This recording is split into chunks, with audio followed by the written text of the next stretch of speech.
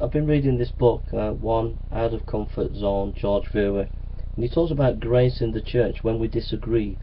And he says this: so we need a grace awakening in the way we speak about one another, in the way we report the progress we are making in the work of taking the gospel to the world, in our practical approach to one another's work, in our sensitivity to one another's cultural and theological differences. But we also need grace within many genuine debates in the church over the best way to operate so as we work to fulfill the Great Commission. So often the alternative ways of doing a job in mission are presented as incompatible, as either or instead of either or both. There are many of these controversies, and some of them will be dealt with later in this book when I look at the debates over the relative value of tent makers and full-time professional missionaries. In all these debates my plea is for the grace-awakened approach which gives esteem to the ways other people do things, which does not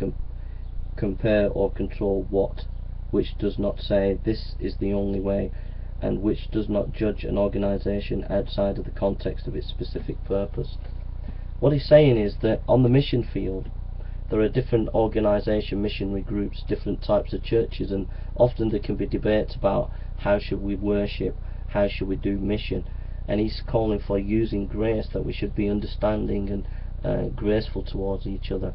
And in church often there's debates about old hymns, new hymns, which Bible translation, and people get angry with each other and upset,